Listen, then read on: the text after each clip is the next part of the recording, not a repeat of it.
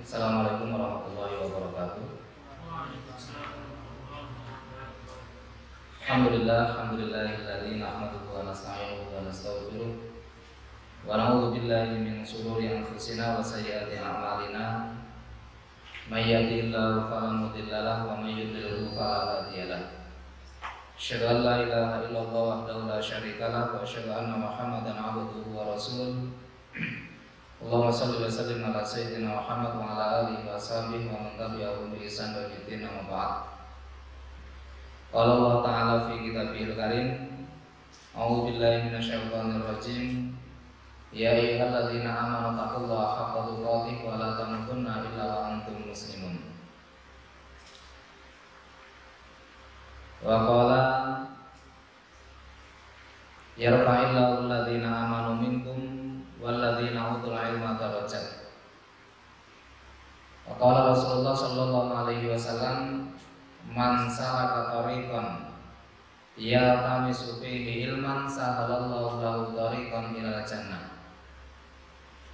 Wa qala Syafi'i, talabul ilmi afdalu min sholatin nafilah. Hadirin jamaah yang dimuliakan oleh Allah Subhanahu wa taala. Alhamdulillah pada kesempatan malam hari ini kita dipertemukan oleh Allah kembali di agenda rutin kita, yaitu kajian Ahad malam Senin. Mudah-mudahan ini sebagai ikhtiar dan wajian kita untuk meraih derajat yang dijanjikan oleh Allah Subhanahu wa taala di dalam salah satu firman-Nya. Allah Subhanahu wa taala akan mengangkat orang-orang yang beriman di antara kalian, orang-orang yang berilmu di antara kalian beberapa derajat. Bahkan saking pentingnya belajar agama, sampai-sampai Imam Asy-Syafi'i mengatakan belajar agama itu lebih utama daripada sholat sunnah. Padahal sholat sunnah itu begitu luar biasa, masing-masing sholat punya keutamaan tersendiri. Dan thalabul ilm, belajar agama atau menuntut ilmu, itu jauh lebih utama, jauh lebih baik, lebih afdal daripada sholat sunnah, apapun jenis sholat sunnahnya. Maka mari kita luruskan niat kita, baik yang hadir dalam majelis ini maupun yang menyaksikan di acara live ini. Kita luruskan niat kita, semoga dengan lurus dan ikhlasnya niat kita, apa yang Allah Subhanahu wa taala dan Rasul-Nya janjikan benar-benar kita dapatkan sebagai tambahan modal atau tambahan bekal kita setiap saat menghadap Allah Subhanahu wa taala. Salawat dan salam semoga selalu terlimpah kepada qudwah kita, yaitu Rasulullah sallallahu alaihi wasallam. Semoga kita bisa mengikuti beliau, semoga kita bisa meneladani beliau sampai kelak kita menghadap Allah Subhanahu wa taala. Amin ya rabbal alamin. Hadirin yang dimuliakan oleh Allah Subhanahu wa taala, kita lanjutkan kajian syarah hadis arba'in karya Imam An-Nawawi. Setelah kita menyelesaikan hadis yang ke-7, kemudian selanjutnya adalah al-hadits tsamin, yaitu hadis yang ke-8. Ani Bani Umar radhiyallahu anhuma, semoga Allah Subhanahu wa taala meridhoi keduanya. Masih ingat kenapa di sini pakai radhiyallahu anhuma? Ya dua orang, kenapa kok pakai radhiyallahu anhuma sementara sahabat yang lain itu radhiyallahu anhu?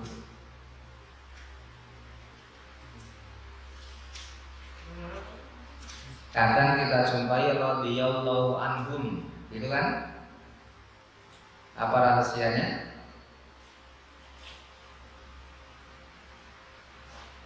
Kalau radhiyallahu anhu, semoga Allah meridhai yang membawa hadis ini dan orang tuanya yang juga sama-sama muslim. Karena ada sahabat yang dia muslim berhak untuk mendapatkan doa radhiyallahu an, cuma orang tuanya belum atau tidak Islam. Makanya tidak didoakan radhiyallahu anhuma. Kalau radhiyallahu anhum itu berarti ya ke atas lebih dari 2 orang. Dia sendiri dengan otomatis muslim, orang tuanya muslim, kemudian kakeknya juga muslim. Ani bin Umar radhiyallahu anhuma, dari Abdullah bin Umar, semoga Allah radhiyallahu anhuma, semoga Allah Subhanahu wa taala meridhai keduanya. Berarti Ibnu Umar sama Umar maksudnya. Anna Rasulullah sallallahu alaihi wasallam qala, bahwasanya Rasulullah sallallahu alaihi wasallam bersabda, umirtu an uqatilan nasa hatta yashhadu alla ilaha illallah wa anna Muhammadan Rasulullah wa yuqimus shalah wa yutuz zakah wa idza fa'alu dzalik asamu minni dima'uhum wa amwaluhum illa bihaqqil Islam wa hisabuhum 'alallahi ta'ala. Rawahul Bukhari wa Muslim. Hadis ini diriwayatkan oleh Bukhari dan Muslim. Berarti dalam Sahih Muslim ada, dalam Sahih Bukhari juga ada. Baik, ini juga bagian dari hal yang pokok dalam agama, karena di sini ada kaitannya dengan persaksian atau syahadat. Dan juga selain syahadat juga membahas tentang rukun Islam, yaitu sholat dan juga zakat. Umir itu saya diperintahkan, saya Nabi, an uqatilan nas, untuk memerangi manusia, hatta yashhadu alla ilaha illallah wa anna Muhammadar Rasulullah, sampai mereka itu bersahadat. Ini Rasul diperintahkan oleh Allah Subhanahu wa taala untuk memerangi manusia sampai manusia itu mengucapkan 2 kalimat syahadat, atau bahasa sederhananya sampai mereka masuk Islam. Wa yuqimus shalah, dan juga mereka mendirikan sholat. Wa yutuz zakah, dan mereka juga membayar zakat. Wa idza fa'alu, maka apabila mereka mengerjakan dzalika itu, asamu minni, maka terlindungi dari saya dimauhum, darah mereka, wa amwaluhum, dan harta-harta mereka, illa bihaqqil Islam, kecuali dengan haknya Islam. Wa hisabuhum 'alallahi ta'ala, adapun hisabnya itu menjadi urusan Allah Subhanahu wa taala. Rawahul Bukhari Muslim, hadis ini diriwayatkan oleh Imam Muslim. Rasulullah sallallahu alaihi wasallam diperintahkan, berarti ini adalah sebuah perintah. Sehingga pada hakikatnya hadis ini itu berbicara tentang dakwah Islam. Perintah untuk berdakwah, perintah untuk mengajak orang lain memeluk agama Islam. Karena hakikat dakwah, hakikat Islam apa? Dakwah itu adalah ruhul Islam. Dakwah ini adalah ruhnya Islam. Kita bisa bayangkan, jika tidak ada orang-orang yang peduli terhadap dakwah, maka Islam itu akan stuck, berhenti di generasi itu. Karena nggak mau menyebarkan, ya, karena tidak merasa berkewajiban untuk menyampaikan Islam ini kepada orang lain. Makanya dakwah ini adalah ruhul Islam. Jarak kita dengan Rasulullah SAW itu kan 1000 tahun lebih. Tapi ternyata hari ini kita masih bisa memeluk agama Islam sebagaimana yang dibawa oleh Rasulullah SAW. Kenapa? Karena ada yang mendakwakan Islam kepada kita. Ya, jadi jangan dipahami di dalam hadis ini poinnya perang saja. Oh, berarti kita memang disuruh perang. Perang itu dalam kaidah dakwah itu adalah alternatif yang terakhir. Ketika alternatif perang ini diambil sekalipun, itu ternyata juga ada kaidah-kaidah yang diajarkan oleh Islam. Jadi urutannya itu yang ajak orang lain. ajak daerah itu, ajak negeri itu melalui pemimpinnya tentunya untuk masuk ke dalam agama Islam. Kalau kemudian nanti tidak mau, maka tawarkan bayar jizyah. Jizyah itu kalau dalam bahasa kita kira-kira pajak. Ya, kenapa? Karena mereka tinggal di buminya Allah, tinggal di buminya Rasul, tinggal di buminya kaum muslimin.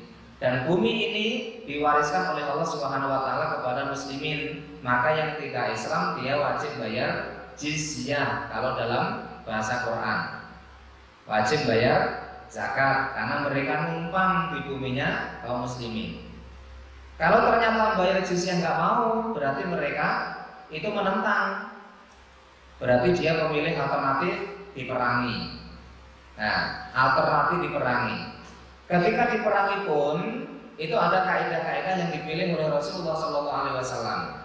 Maka biasa Rasulullah SAW itu kalau menyerang suatu negeri itu biasanya menunggu pagi hari. Kira-kira di negeri ini ada azan subuh atau tidak? Kalau di negeri ini ada azan, berarti di dalamnya itu ada kaum muslimin, sehingga Rasul urungkan untuk menyerang negeri tersebut. Kemudian ketika harus perang pun itu ada sebuah kaidah yang Islam berikan. Apa itu? Pertama, nggak boleh membunuh orang-orang yang asik dalam beribadah di tempat peribadatan mereka, meskipun mereka bukan muslim. Mereka lagi khusyuk ibadah di tempat ibadah mereka, itu ternyata nggak boleh dibunuh.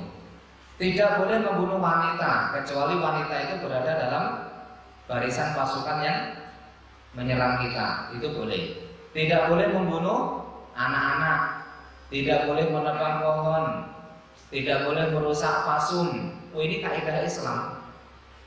Ya, kalau kita memahami Islam dengan benar, kita memahami Islam dengan utuh, ternyata nggak mudah kita terbawa isu bahwa Islam itu adalah keras, Islam itu adalah fundamentalis, Islam itu adalah teroris dan yang sejenisnya.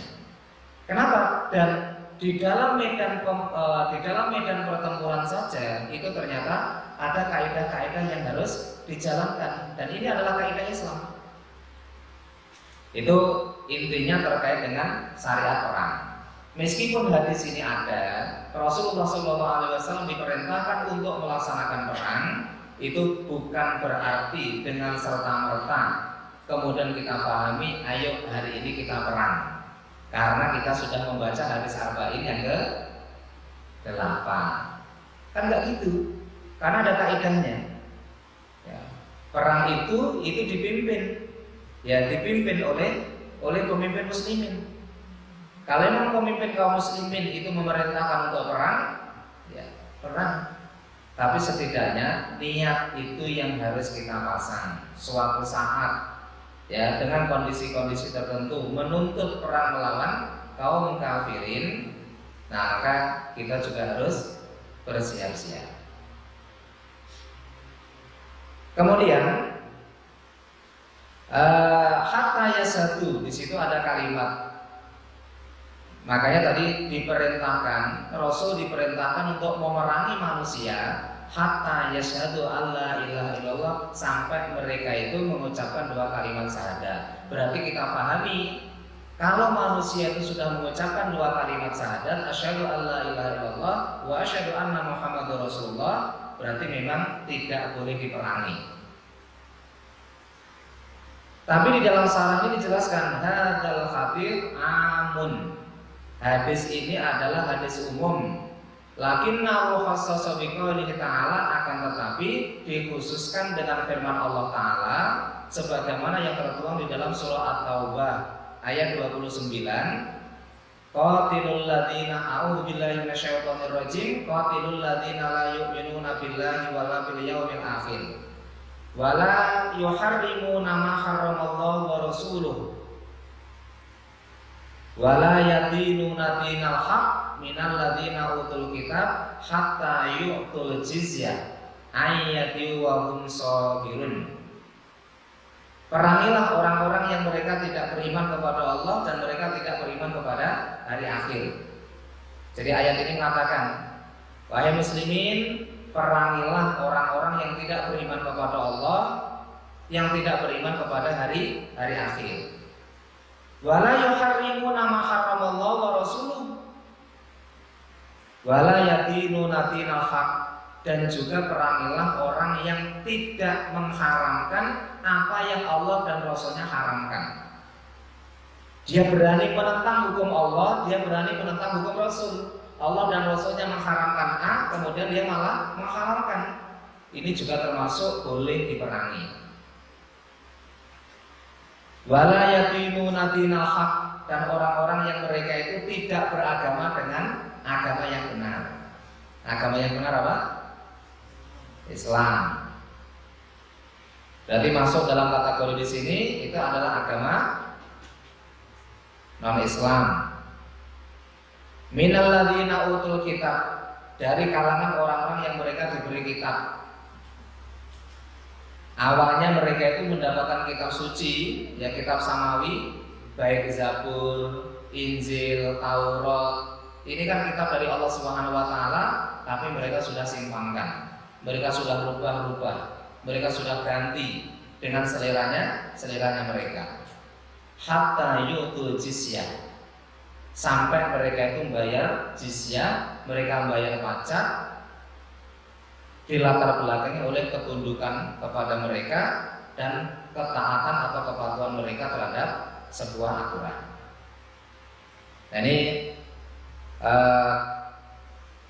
dijelaskan dalam syarat tadi. Hadis ini umum, berarti siapapun yang sudah mengucapkan dua kalimat syahadat, apakah dua kalimat syahadat ini benar-benar diucapkan atau tidak, apakah syahadat itu hanya pura-pura atau tidak, yang penting dia mengucapkan dua kalimat syahadat, nggak boleh diperangi. Ya, nggak boleh diperangi.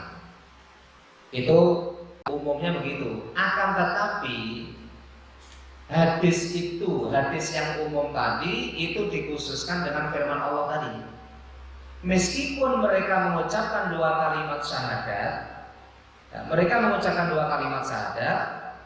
tapi mereka tidak mengharamkan apa yang Allah dan Rasulnya haramkan. Berarti mereka sengaja menentang. Ketika mereka sengaja untuk menentang sebuah hukum yang sudah jelas, Allah sudah menentukan hukum, Rasul menentukan sebuah hukum, mereka melawan hukum Allah, meskipun mereka mengucapkan kalimat syahadat tadi, itu boleh diperangi. Atau dia mengucapkan dua kalimat syahadat, tapi agama mereka tidak benar. Nah, mereka boleh diperangi. Sampai kapan? Sampai mereka bayar jizyah. Artinya ketika mereka ditawarkan masuk Islam, mau apa enggak? Saya enggak mau, karena saya masih percaya dengan keyakinan saya.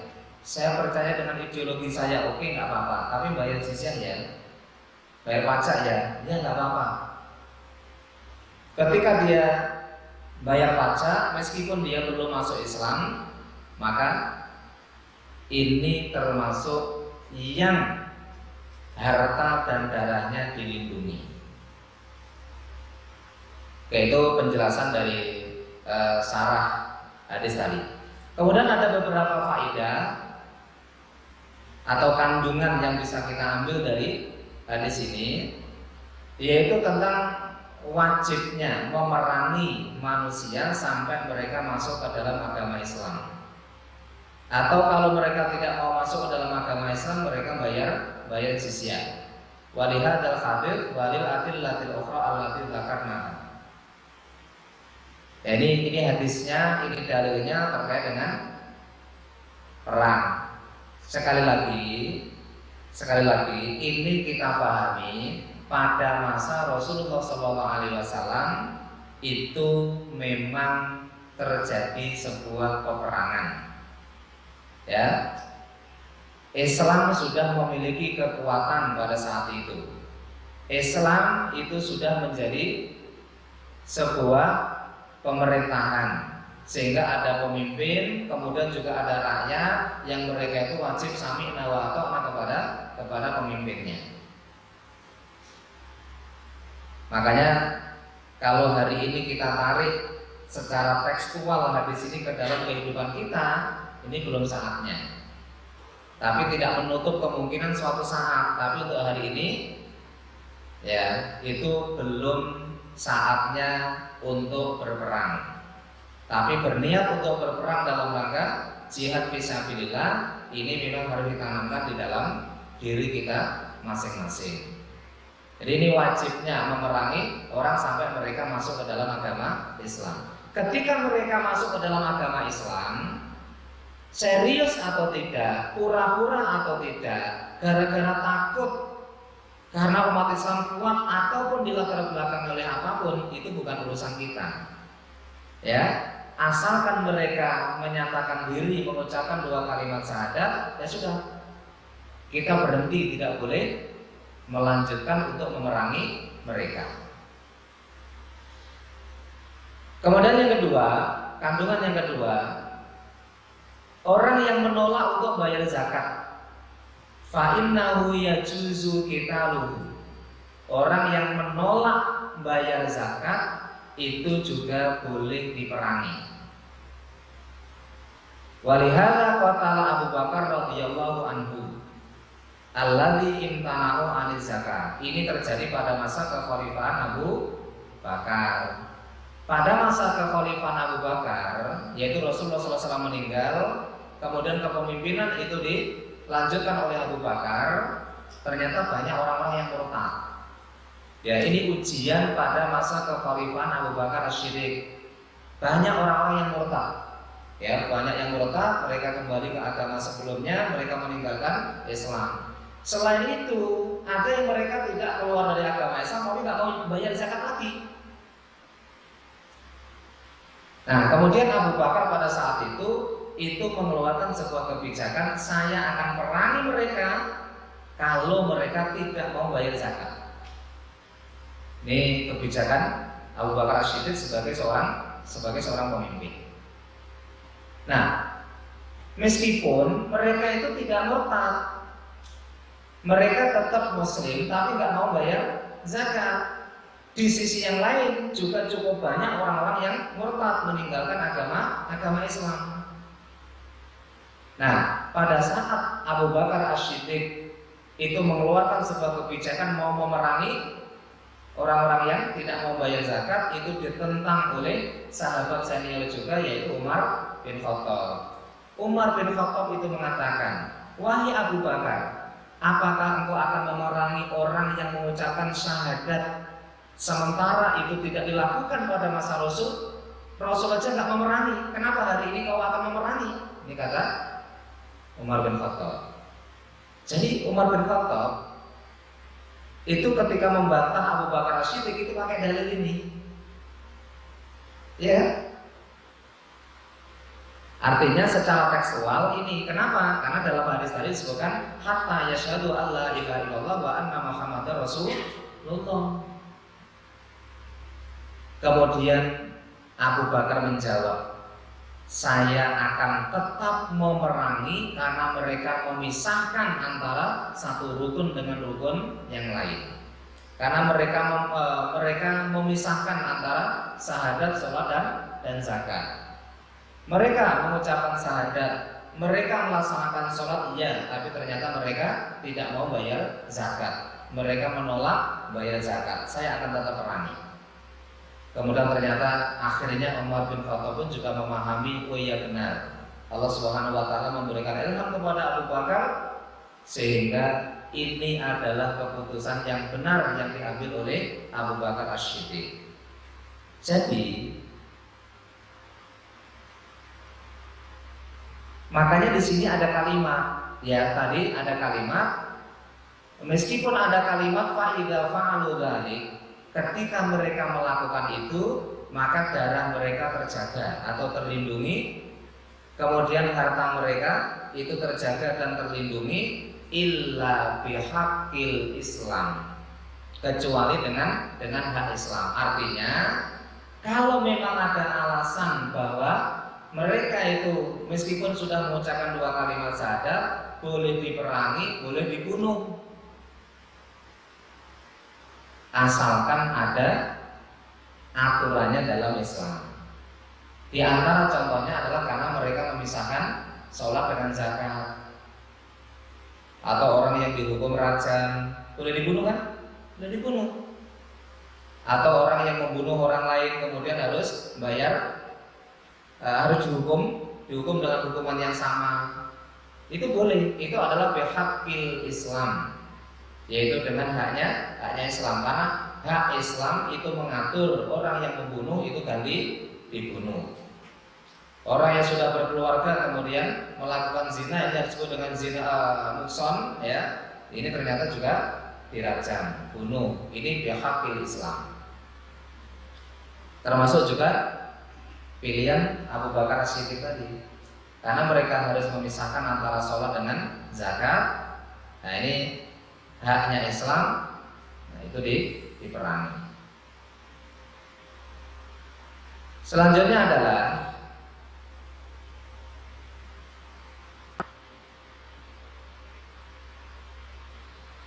ketika seseorang sudah beragama, dia sudah mengucapkan 2 kalimat syahadat, maka kita menghukuminya itu adalah hukum yang zahir. Jangan menghukumi batinnya. Urusan dalam hati itu diserahkan kepada Allah Subhanahu wa taala. Diserahkan kepada Allah Subhanahu wa taala. Kalau toh dia itu mengucapkan 2 kalimat syahadat tidak tulus, ya nggak baca tidak tulus hanya gara-gara takut, ya takut karena saya nggak punya daya. Sementara muslimin itu kuat, ya mau nggak mau saya harus mengucapkan 2 kalimat syahadat. Atau mungkin pura-pura, sebagaimana orang-orang munafik itu kan pura-pura. Dia mengucapkan 2 kalimat syahadat atau dia berislam itu ketika di hadapan kaum muslimin, di hadapan Rasulullah. Tapi ketika mereka berkumpul dengan orang-orang kafir, mereka menampakkan kekafirannya, menampakkan kebenciannya kepada Islam. Hanya saja muslimin pada saat itu menyikapi orang munafik itu sebagai bagian darinya. Darahnya dijaga, hartanya juga dijaga. Adapun masalah kemunafikan itu urusan Allah Subhanahu wa taala. Nah, kemudian di sini juga ada faedah yang selanjutnya. Penetapan hisab. Ya, manusia itu dihisab sesuai dengan amalnya. Makanya hadis ini sebagai jawaban dari Murji'ah, faham yang mengatakan bahwa Islam itu cukup keyakinan. Ya, Islam itu cukup keyakinan. Yang penting aku yakin ya wis. Ya, amalan itu nggak penting. Ini pemahaman yang sudah keluar dari pemahaman syariat. Karena makna iman itu sendiri itu adalah apa namanya? Tiga rangkaian yang nggak bisa dipisah. Seseorang disebut iman itu kan tasdiqum bil qalb, yaitu adanya sebuah pembenaran dalam hati. Hati harus membenarkan kalau ini adalah sebuah kebenaran dari Allah Subhanahu wa taala. Yang kedua adalah wa iqrarun bil lisan, harus diucapkan lewat lisan. Dengan mengucapkan 2 kalimat syahadat itu diawali dari pembenaran dalam hati. Saya membenarkan ternyata tidak ada ilah yang berhak disembah kecuali Allah Subhanahu wa taala.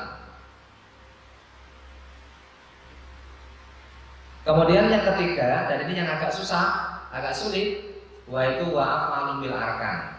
Harus diamalkan lewat anggota tubuh.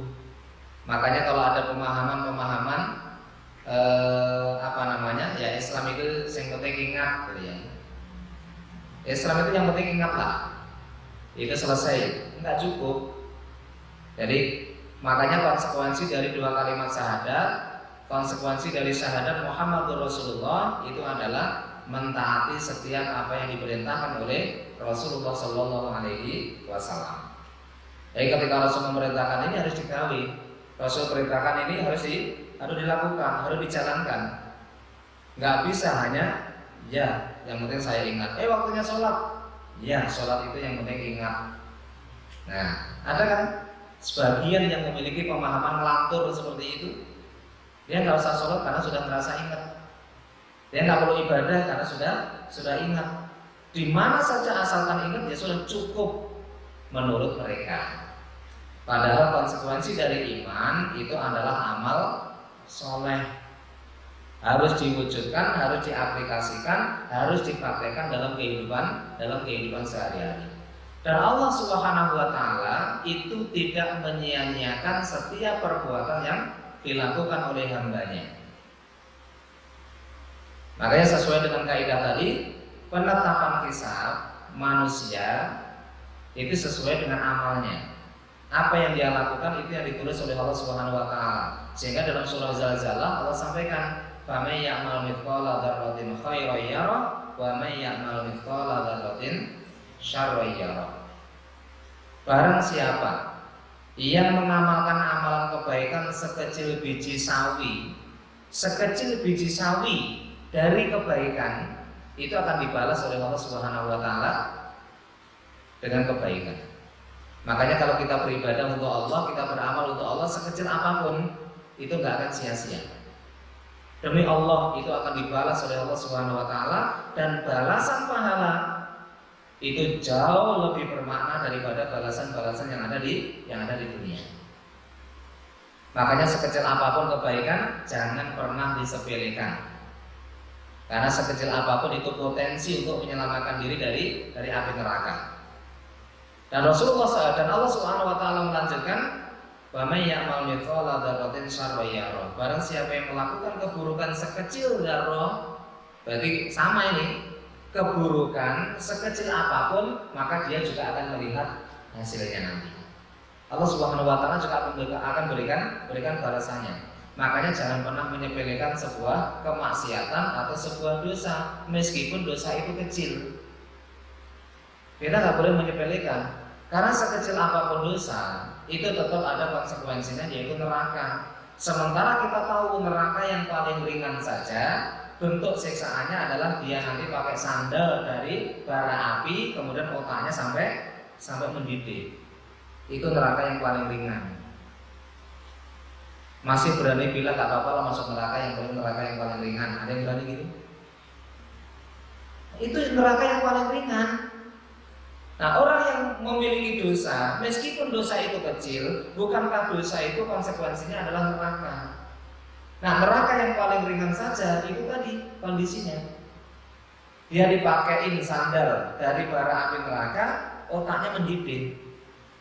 Sedahsyat-dahsyatnya api yang ada di dunia ini, pernah lihat api yang begitu membara? Coba taruh telapak kakinya di api itu, apa mungkin otaknya mendidih? Tidak sampai membuat otak mendidih. Itu sedahsyat-dahsyatnya api yang ada di dunia. Tapi api yang ada di neraka, ya, dan itu adalah siksaan yang paling ringan. Itu pakai sandal dari api neraka membuat otaknya mendidih. Bagaimana neraka yang lebih dalam lagi, yang lebih berat lagi, neraka jahanam lagi. Waliyadzubillah. Makanya sekecil apapun keburukan, kita harus berusaha untuk meninggalkan. Adapun terkadang kita juga kepleset, ya, kita terjerumus, itu manusiawi yang kita harus segera sadar untuk kembali kepada Allah Subhanahu wa taala, mohon ampun kepada Allah Subhanahu wa taala, memperbanyak istighfar kepada Allah Subhanahu wa taala, ganti dengan kebaikan yang lebih banyak. Karena prinsip dalam Quran untuk menghapuskan kebaikan yang sudah terlanjur kita lakukan, kata Quran, innal hasanat yudhibunas sayyi'at. Sesungguhnya kebaikan-kebaikan yang kita lakukan itu yang bisa menghapus keburukan yang pernah kita lakukan. Jadi kita punya keburukan, itu mah pasti. Siapa yang ada di ruangan ini atau pemirsa barangkali yang tidak pernah memiliki dosa? Ada? Tidak ada. Nggak pernah melakukan kesalahan? Nggak ada. Atau hari ini aja? Ada yang nggak melakukan kesalahan? Nggak ada. Nah, makanya kalau kita ngerasa bahwa dosa kita banyak, kesalahan kita banyak, bahkan bertumpuk-tumpuk, maka kita harus hapus itu semua dengan kebaikan. Makanya kalau ada kesempatan untuk melakukan kebaikan, mari kita tergerak untuk melakukan kebaikan itu. Karena dengan kebaikan itu bisa menghapuskan keburukan yang sudah terlanjur kita lakukan. Makanya jangan sampai kebaikan kita itu minus. Jangan sampai. Kalau kebaikan kita minus, apa yang kita pakai untuk menghapus keburukan yang sudah terlanjur kita kerjakan? Makanya sebuah amalan itu kalau ada kesempatan silakan dilakukan. Siapa tahu kebaikan sekecil apapun yang kita lakukan itu yang diterima oleh Allah Subhanahu wa taala dan itu yang bisa menghapuskan keburukan yang sudah terlanjur kita kerjakan. Makanya Nabi SAW mengingatkan kepada istrinya, Bu Aisyah, ya Aisyah, jangan kamu menyepelekan sebuah kebaikan, jangan kamu meremehkan sebuah kebaikan meskipun kamu hanya ngasih sop iga atau sop daging ke tetangga. Dalam hadis yang lain, jangan kamu menyepelekan sebuah kebaikan meskipun ketemu dengan saudaramu bi wajahin tolikin, dengan wajah yang sumringah. Tahu wajah sumringah? Wajah yang berseri-seri. Makanya kalau ketemu dengan temannya, ketemu dengan saudaranya, ketemu dengan kenalannya, jangan manyun, jangan bermuka masam, jangan berpaling muka. Kenapa? Itu kata Nabi adalah sebuah kebaikan. Ya, itu sebuah kebaikan. Barangkali ketika kita tulus melakukannya, itu yang diterima oleh Allah dan itu yang bisa menghapuskan dosa. Dalam hadis yang lain juga disebutkan, ini motivasi buat kita semua. Fattaqun nar walau bisyikki tamrah. Selamatkan diri kalian dari api neraka. Bebaskan diri kalian dari api neraka meskipun hanya sedekah dengan separuh kurma. Coba bayangkan, hitung dengan kalkulasi kita.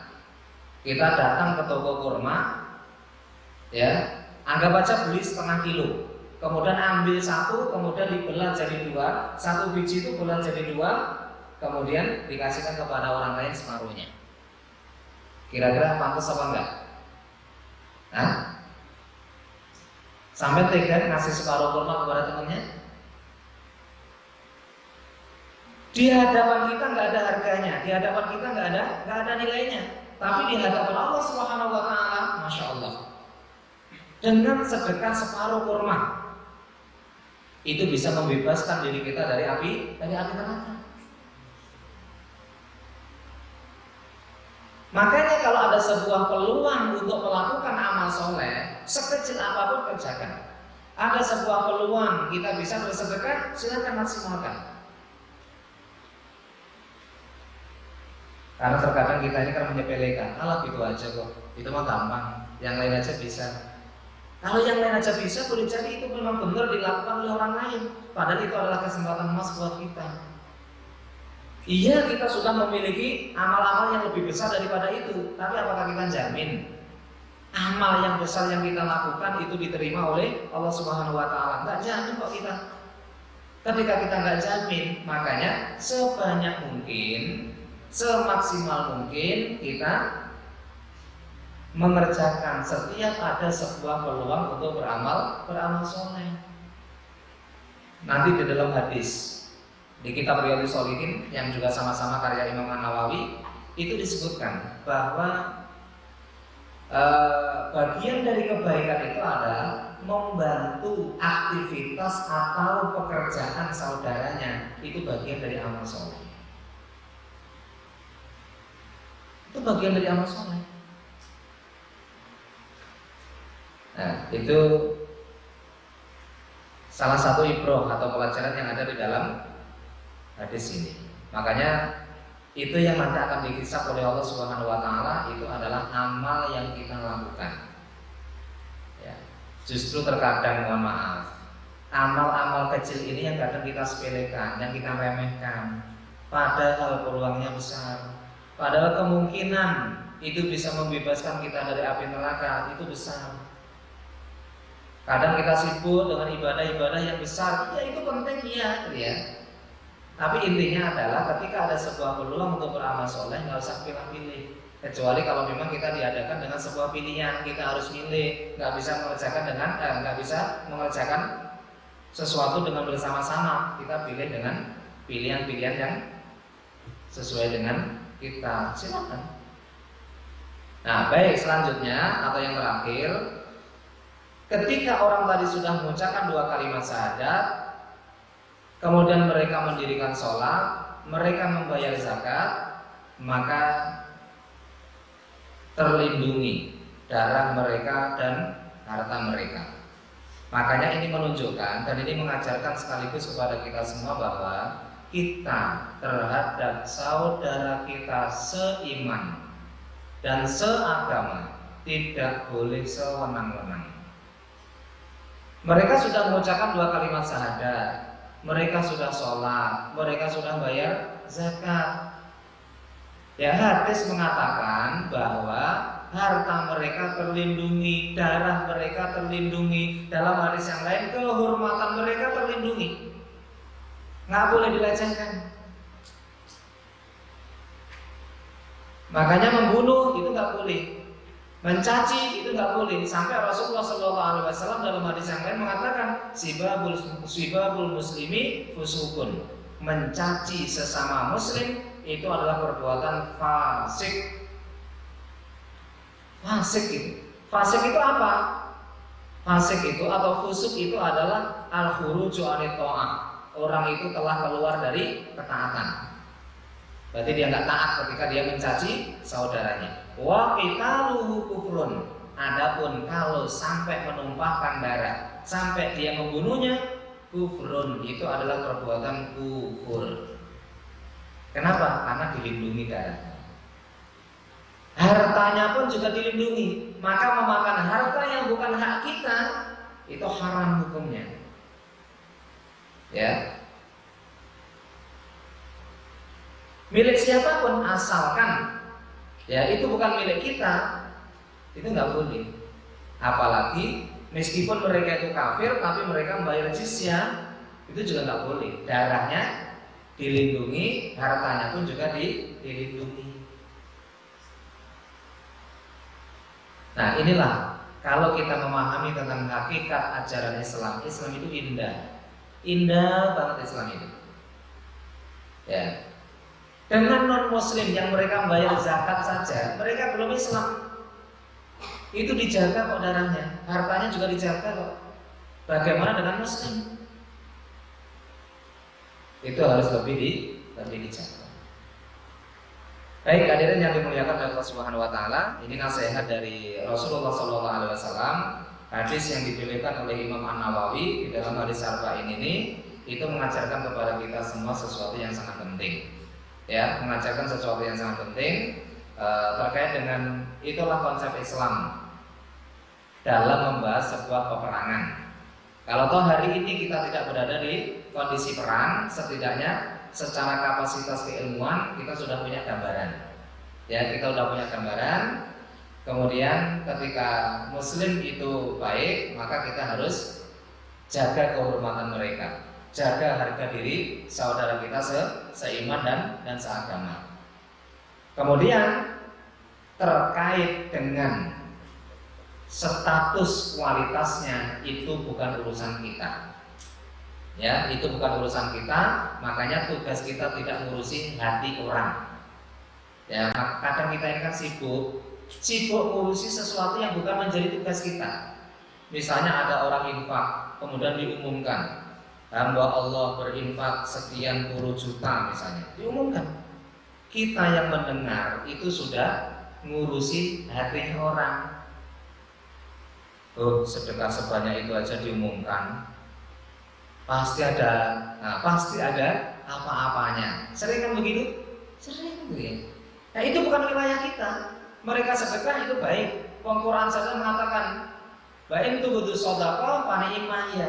Kalian sedekah dengan terang-terangan itu baik. Itu baik, sangat baik itu kata Quran. Meskipun sembunyi-sembunyi itu jauh lebih baik. Tapi Quran saja memberikan pujian kalau orang itu sedekah dengan cara terang-terangan.